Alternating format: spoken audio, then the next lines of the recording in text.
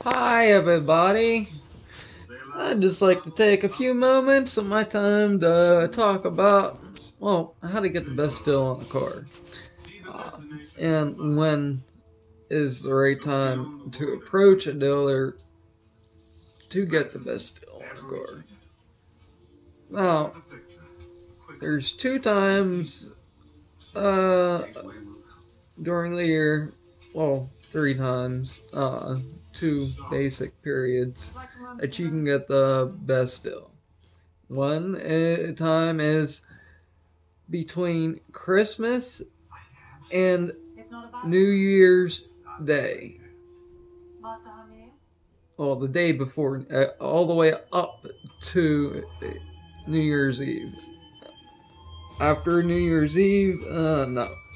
But the reason is that dealers are trying to meet their yearly sales goals and quarterly sales goals for that quarter, because that's when that quarter ends, and it just happens to be that the year is ending, obviously. So they're trying to hit their incentives for the quarter and the year. So they're looking at big bonuses,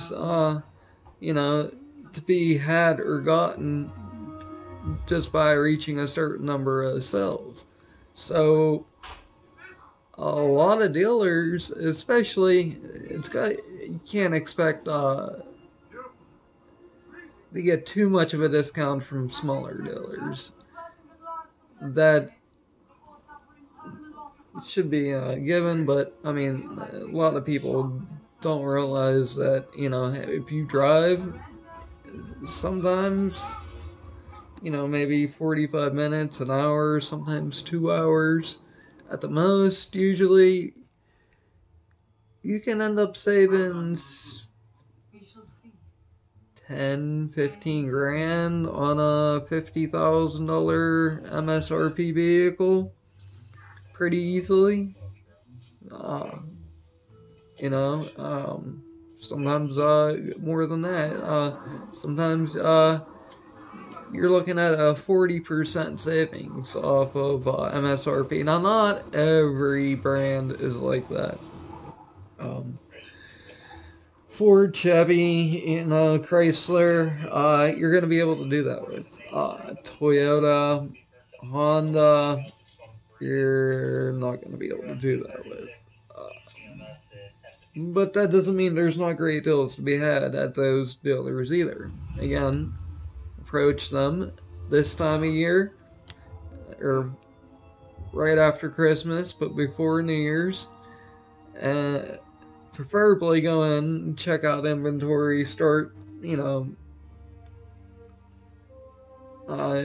checking out the car, or start letting them know the car that you're interested in, maybe a few days before Christmas, or a couple weeks before Christmas is fine, and that's when you want to start shopping, start your negotiations, because you don't want to put everything off until the last couple days and be fighting over, cars with other customers at dealers.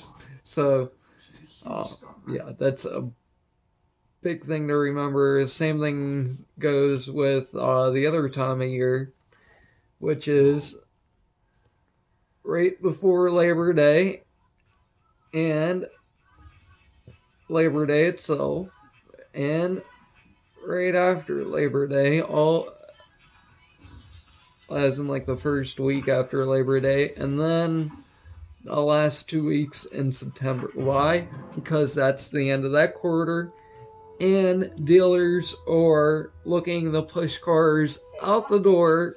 Okay, that is probably the easiest time of year to get the best deal without having to negotiate actually the most. You probably get maybe a slightly better price at the end of the year, but you will have to do some more negotiating, or it's going to feel like it's harder because you're going to be starting off with a higher number. But yes, Labor Day sales are good. Again, you save anywhere between 15 and 40%, sometimes more. The other thing is look for when a model has just gotten a refresh. Okay, there's big savings to be had. Okay, because they want to push the old ones off their lot, put the restyled ones up. Okay, and I don't mean a completely new one. Like, like for instance, the Camaro that just came, the 2019 Camaro. You'd get great deals on a 2018 Camaro if you could find them, but unfortunately, particular case, there isn't any out there right now because they pulled all the 2018s, well, SS's anyway, off of production because they fucked up the styling on it pretty bad, to put it lightly. And yeah, Audi, you can get great deals from them, but be prepared to negotiate a little bit, and Audi specifically, I'd buy, used, something brand new used, okay, because depreciation is just so fast on those cars. I mean, obviously, Mercedes more than Audis, but Audis, BMWs, Mercedes, big German ones, you're looking at like 80% depreciation within 5-7 years, sometimes, within that range, between 5 and 8 years, which is horrible. I mean, you're putting like $80,000-$90,000 out on a vehicle and sell it in 5-6 years, and you're lucky to get over $10,000 for it. Yeah, so, I mean, and the other thing, which I touched slightly on earlier, is going to the right dealership. You want to go to a high volume dealership. I mean, these little mom and pop dealerships, you might get lucky, or you're basically not going to get lucky. I mean, if they're going to sell a car super cheap, it's going to be to somebody they know, basically. Especially if there's no other dealers within, like, a 20-minute drive or something like that. So, you want to look at a dealer that's in the top 10%. So, an Audi dealer that's in the top 10%. Actually, for the higher end brands, you might even want to go like top 5% or, top 100 in the country. Chevy, Ford, top 200, and you'll be surprised. You'll be looking at, again, this was the last car I was looking at, so just put up Camaro, for instance. You get a Camaro that, MSRP's for $45,000 for, like, $33,000.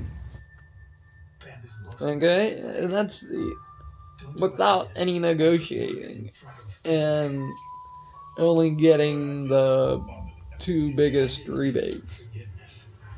You might be able to get another $2,000 cheaper. So you'd be looking at like 33, 34 out the door. And, well, anybody that doesn't take advantage of these situations is pretty much a fool. I mean, why would you throw potentially tens of thousands of dollars out the window? I mean, there's no reason for it. I mean, if you're that lazy that you won't drive the extra 20, 40 minutes to one of these dealers, you deserve to lose that much money.